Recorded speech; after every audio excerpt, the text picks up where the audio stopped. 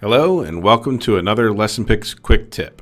Occasionally we get a complaint that our overlays don't fit perfectly in AAC devices like the GoTalk or into things like the Cariboo game.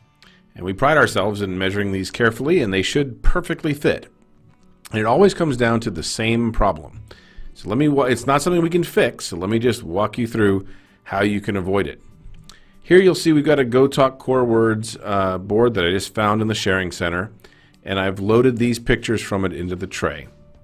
When I hit Create Materials, we'll go over here and we'll create GoTalk Overlays. This will work on any of the AAC overlays that we create. So here's my pictures, see you later, play, etc.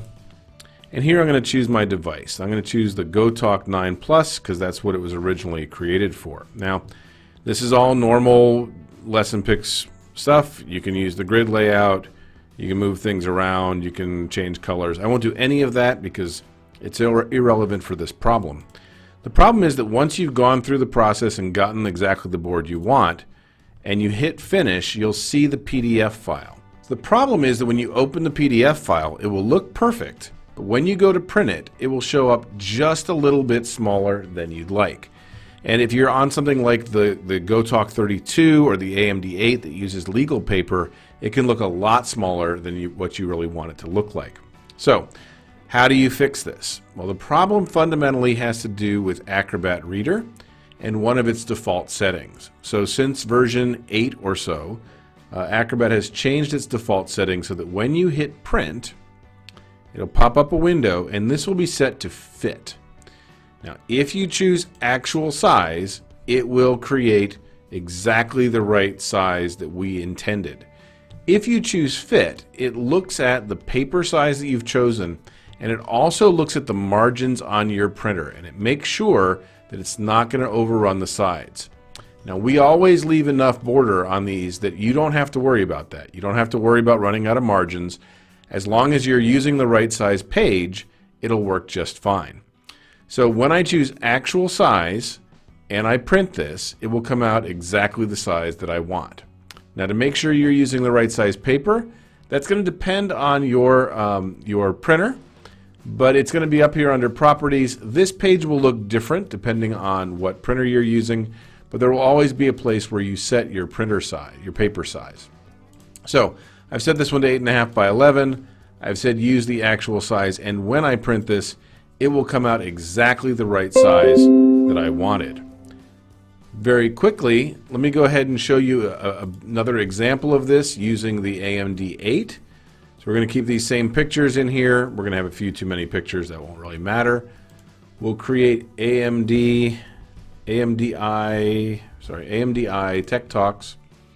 Now these need a legal size paper. So when we get to this page, I'm going to choose the Tech Talk 8, and I'll choose the font. This is kind of irrelevant. When I say finish, it will create this PDF document, which I'll download. And as you can see, I'll zoom out a little bit. This is a very wide overlay, and it requires that you print it on legal paper. So when I hit print, you'll see that by default it will be on 8.5 by 11, and it's not going to fit here. If this was set on fit, it would look like it will fit, but it won't. So when you put this on actual size, you will see that it won't fit, and if you change your paper size to legal, now you'll see it'll fit perfectly, and as long as this is actual size, it will work. There are some PDF viewers that don't look exactly like this. If you're using like the built-in Mac viewer, there is always some way for you to set the percentage, however, and if you set it to 100%, that is exactly the same as saying actual size. So I hope that helps. This will take effect on all of our overlays.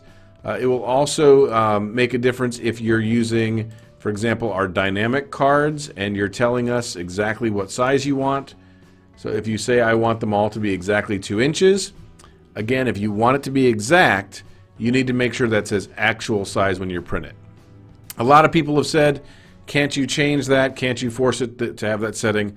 Unfortunately, to our knowledge, there is no way for us to tell your Adobe software which setting to have there. It's not something we can set down in the file. The only thing we can do is educate it about it. So that's why I'm making this video. I hope that helps. If you have any other questions, just click here where it says help. Fill in your questions. We'll be happy to take a look at it and see if we can get you going. Thanks a lot for your time. Good luck and have fun.